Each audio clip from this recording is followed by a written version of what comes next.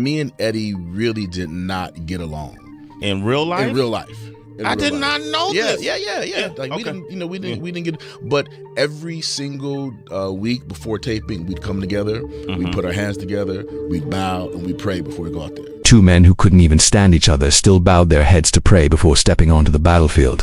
Every week for 4 straight years, Malcolm-Jamal Warner and Eddie Griffin buried their beef to fight a war that most folks had no clue was even happening. Eddie Griffin has been calling out Hollywood for years loudly. He's been warning people that there's a quiet war going on. War against strong black men who don't play the puppet role. And he didn't just talk the talk, he walked it. Whatever happened to integrity, man, huh? How many brothers got to Eddie once claimed there was a whole plan to break black men down, to strip away their strength and voice. He called it the systematic emasculation program. But even with all his bold predictions, nothing could have prepared him for what went down with his former coach. On July 20th, 2025, when Eddie heard that Malcolm-Jamal Warner had passed, he didn't drop some sad cookie-cutter rip message. Actor Malcolm-Jamal Warner, widely known for starring in the hit TV sitcom The Cosby Show, has died. He lit up Instagram with a post that hit like a thunderclap. He wrote, "My heart is heavy today, for what the world lost was a father, a son, a poet, a musician, an actor, a teacher, a writer, a director, a friend, a warrior that I had the pleasure of going to war with against the Hollywood machine, and sometimes with each other, because that's what brothers do. But the love was, and is always there." Eddie didn't say they worked in Hollywood, he said they went to war against it. That ain't showbiz lingo. That's battlefield talk. That's what you say when someone falls fighting a real enemy. Their war kicked off during the filming of Malcolm and Eddie, when both men believed they were stepping into something major, something meant to uplift and empower black voices. What they thought was a show turned out to be a war zone. Every single script was a battle. Every episode a fight for dignity. Malcolm and Eddie weren't just acting, they were pushing back against a system that wanted them to perform like trained monkeys. Plain and simple. So it was, for me, it was like going from a top university to junior college. Because I'm saying, look, we can actually be funny without doing the stereotypical stuff. Right. And no one was really interested in that route. They're like, we didn't bring you over here for that. This is what we do. This wasn't about creative disagreements. Malcolm was describing psychological warfare.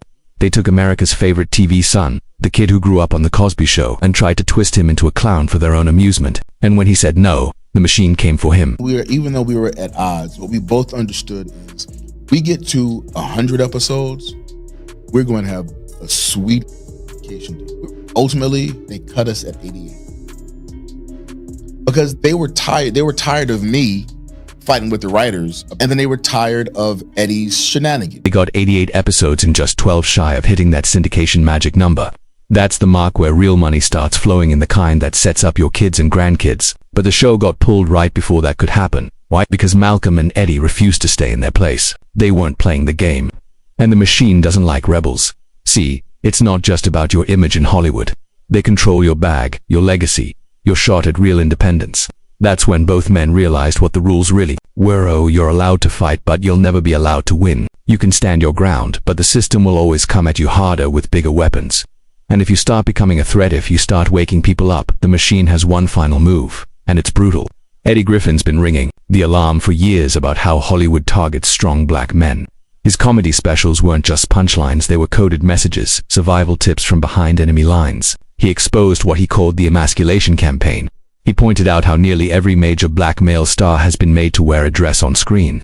That's not random, it's a pattern. It's programming. Break down their masculinity, get them to perform humiliation, then throw money and awards at them like treats. But Eddie's darkest warning came when he brought up Bill Cosby, way before the headlines blew up. Eddie Griffin was already sounding the alarm, saying straight up that no black entertainer gets to walk out of Hollywood with their dignity untouched. And this wasn't some wild theory. Eddie wasn't guessing, he was reading straight from the industry's dirty playbook. Michael Jackson, Bill Cosby, Kobe Bryant, Michael Jordan. Every time a black man rose up with real power and independence, a scandal conveniently followed.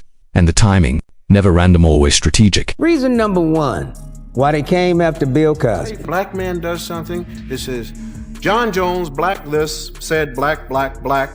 Now, if a white man does it, it isn't white man Jones, it's just a man. Eddie was calling out how the media runs a double standard. When white celebrities mess up, they're seen as individuals. Oh, he made a mistake. But when a black star stumbles, suddenly they're used to confirm every ugly stereotype. That's not journalism. That's psychological warfare designed to keep black talent scared and obedient.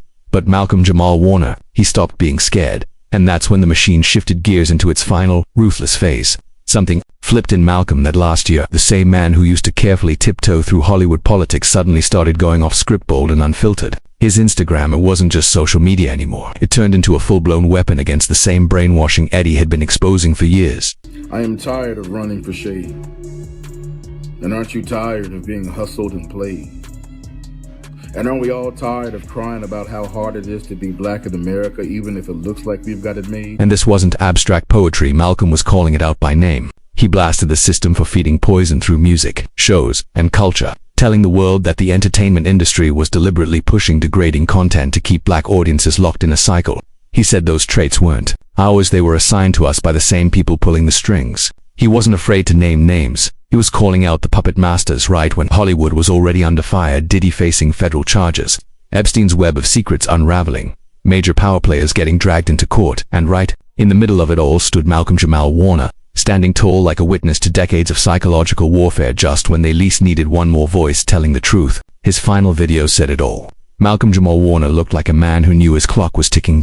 You know, life is out here lifing, right? For me and for everybody else. But just wanted to remind you, as I remind myself, that no matter what's going on, there's always a reason to smile. He spoke with that forced smile, pushing out positivity like he was trying to convince himself more than anyone else. He promised, "I'll be back soon," but you could feel it in his eyes. This was a goodbye masked as a check-in. 3 days later, he was gone.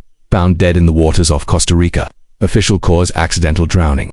No witnesses, no signs of foul play. Just another tragic loss wrapped up in silence. But for those paying attention, it felt like more than just a freak accident. It felt like the system had claimed another truth-teller who'd become too loud, too bold, too dangerous. Eddie Griffin had warned us. He said, "Black entertainers never get to walk away clean." That wasn't just a hunch, it was a pattern. And now that pattern had swallowed his friend.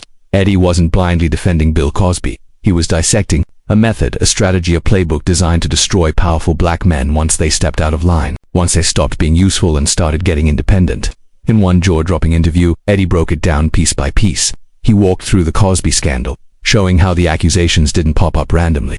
They came right when Cosby was trying to make big moves like buying NBC and reclaiming his creative control. Eddie questioned the whole setup. Why would so many women willingly go alone into private hotel rooms with a married man whose wholesome family image was known worldwide? And why wait 30 years to say something? He wasn't dismissing the pain, he was questioning the timing. But the real stinger.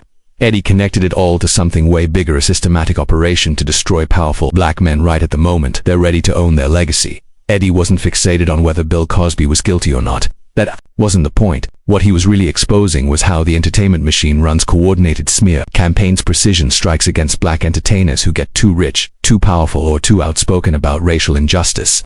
That 30-year delay on the Cosby accusations, Eddie said, that was no accident. It guaranteed the claims would be past the statute of limitations, meaning no court trial, no defense, no justice, just maximum public humiliation with zero legal resolution. And this pattern's like clockwork. Michael Jackson died right before a massive comeback that would have given him full control over his catalog and legacy. Prince, he died while battling for his masters, his life's work. Whitney Houston, her death hit while the world was finally waking up to her pain and the industry's role in it. Then there's Malcolm-Jamal Warner, man too beloved for the usual character attacks. So instead, he dies alone in a Costa Rican accidental drowning, just when he was finally stepping into his most powerful role, an outspoken voice against the entertainment industry's psychological warfare on black America. But Eddie saw this coming. He's been calling out the playbook for years, warning that when reputation smears don't work, the machine always has one final solution ready. Malcolm was building something real, something dangerous to the system. His podcast, Not All Hood, wasn't just talk. It was a challenge to every stereotype the industry cashes in on. He was using his platform to tear down the fake images and expose the truth. His Instagram poetry, pure fire, it hit like a wake-up call, echoing everything Eddie had been yelling from the sidelines in his interviews. They connected the dots, linking racism and entertainment to the bigger web of systemic oppression. The real threat. He wasn't just anybody.